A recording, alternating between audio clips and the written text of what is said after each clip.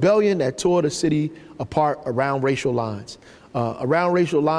Particularly because black people in this community, African Americans and Latinos, were disenfranchised. They were disenfranchised by a majority of folks who were in power, who refused to allow us to represent ourselves, to govern ourselves, to be safe in our own city. And so blacks and Latinos, in fact, came together in what's known as the Black and Puerto Rican Convention. Mayor Gibson ran one time and didn't win. The second time he ran, he won because there was a unity between blacks and Puerto Ricans or Latinos in this city that allowed us to have the first black mayor here in Newark, New Jersey. That was a very terrible and rough time for many people in this city. Some people lost their lives. People lost their jobs. People were hurt. People were ran out of the city. I mean, this was a very tumultuous time in Newark, New Jersey. To repeat that is, you would have to wonder who that serves. So that rebellion began because there was rumors of a taxi driver who was being beaten in the Central Ward. The rumor actually was that the police had beat and killed him. It spread out into the street like wildfire. That was just the trigger, the straw that broke the camel's back, because the conditions in the community were ripe for the kind of confrontation that took place over the next couple of days. That news that a black man was being beat to death by police sparked a rebellion that lives in the memories of the people and of this city for years and years and years and years.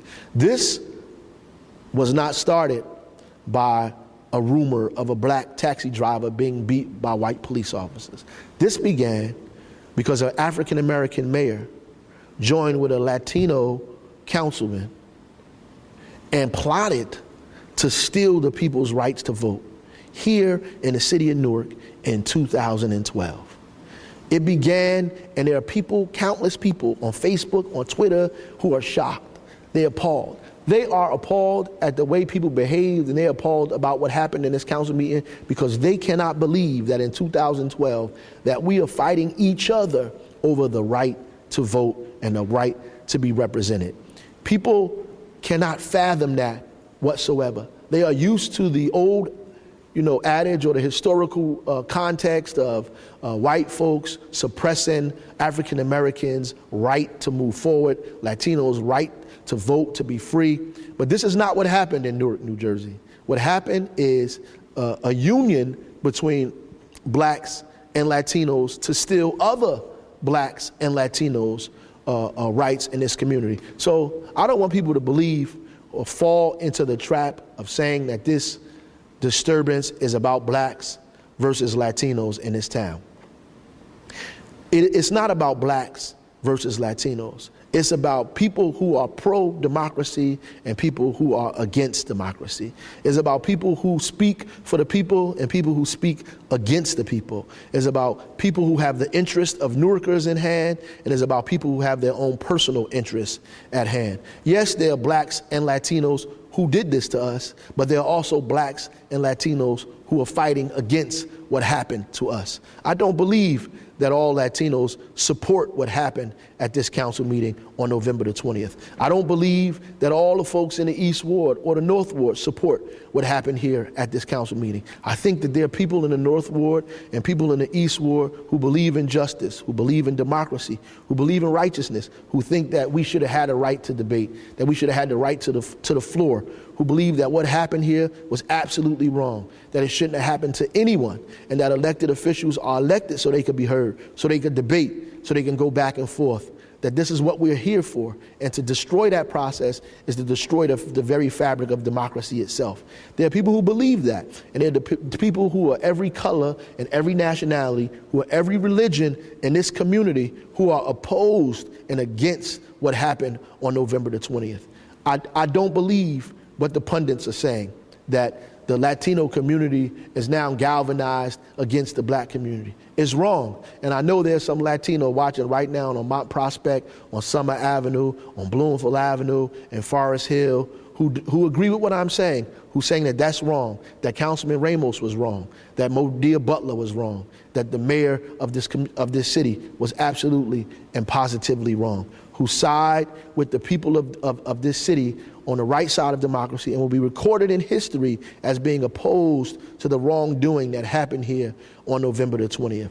I know that. And not only do I know that there's some Portuguese in this community who are actually opposed to all of this as well, who are upset that their taxes are being raised, who are upset because people are trying to privatize their water, who are upset because there's no police protection because they've laid off 160-something police officers, who are upset because at some point they may not afford their home can afford their home anymore. There are people who are Portuguese who look different than I am, who agree with me that these things need to be fixed and they need to be changed, who also agree that what happened on November the 20th was absolutely, positively incorrect. And there are African Americans in the South Ward, in the West Ward, in the Central Ward, who are afraid of the direction that this city is going in, who are afraid of what happened on November the 20th, and they have every right to be afraid. And to all of you who are out there, I tell you to join with yourselves, but also join with the progressive sector of the Latino community, join with the progressive sector of the Portuguese community, join with the progressive sector of all people of these communities, and put these people out of our city. Watch this tape and watch it carefully. Thank you for listening to me and the Power Hour. Watch this with your family, discuss it. There are some very important elections coming up, and begin to vote your conscience and do what's right. Thank you. God bless. So I'm happy that everyone, again, as my council colleague said, have come out today. It is a sad day in the city of Newark. Councilwoman Crump made an analogy to the 1967 rebellion and a division that the city felt at that time period. It is the same division that is looming over the city today. And it hasn't been started this time by a police officer beating a taxi driver. It has actually been begun by Modia Butler in his own admittance under the direction of the mayor of our city, who purposefully divided this city in order to take power from the people. I believe that him all the way down, the mayor and everybody else that participated in it, from the business administrator to the corporation council to Bob Marasco and to the 4 council people who allowed themselves to be used as pawns to steal power from the people. This is the mayor's opportunity to show the state that he could be governor. So his effort to be the governor, his first act is to take power from the people of Newark. And so he could be more mean and ruthless than Christie can himself, so he can prove to the rest of the state of New Jersey that he too can separate blacks and Latinos, that he too can take power from us and render our voice useless. So you can also give me your vote. This is what the mayor did today. And Anibal Ramos joined him in that. He joined him in that because he wants to be the mayor of this city. He wants to be the mayor of this city, and so his act in being the mayor of the city is to galvanize Latino votes against African American people. I think that it is shameful. It is something out of the past, and it needs to be stopped. Immediately. I think that anybody who would do anything for power deserves no power at all. So the act that they committed in here last night was a crime. It was a crime. It was a crime against everybody who voted in the election. In every prior election in this city, they committed a crime. They committed a crime against all of the people who voted even for John James. They committed a crime against those people. They committed a crime against all of these faces that you see on this wall that have ran for office and have won. They've committed a crime against the first black mayor when black people had to galvanize themselves in order to get representation in this city. And the only way we won in this town is when blacks and Latinos united to bring the mayor in this town. The only people that benefit from the division of blacks and Latinos are the enemies of our people, and so people who do that must be the enemies of our people. And today, going forward, they will be treated as such.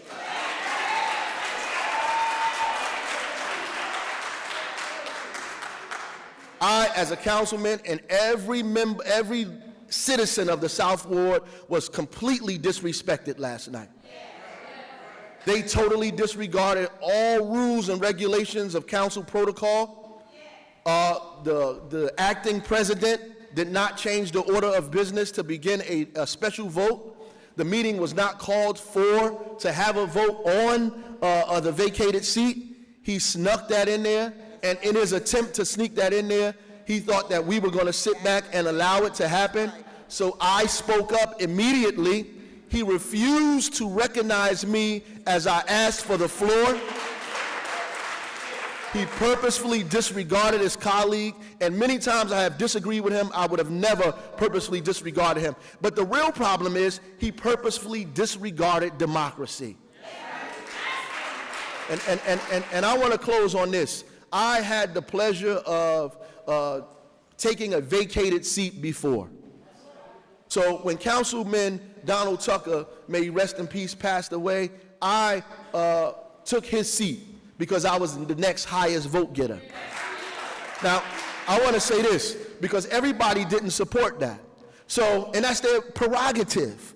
And you know what we did? We had a debate in the council chambers. People were allowed to speak, and there was a long debate before there was a vote. There was nobody.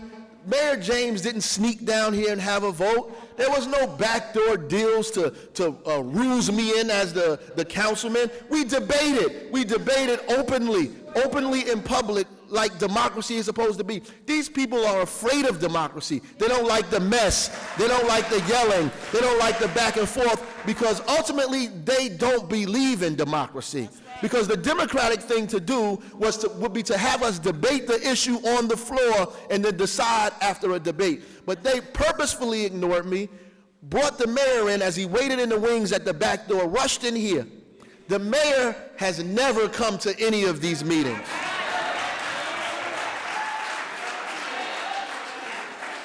Never. When we discussed the MUA and asked him to come, he's never shown up. When we discussed our taxes, and asked him to come, he never shows up. When we called him to discuss the accelerated tax scale, he never showed up. We called him to discuss the watershed and the appointment of a director to the water department. He never shows up. Whenever there's a real issue in the city that needs to be resolved, the mayor is nowhere to be found. The only way you can see the mayor is if you turn on Meet the Press and he's talking about something on Meet the Press. The real issue is we need a mayor.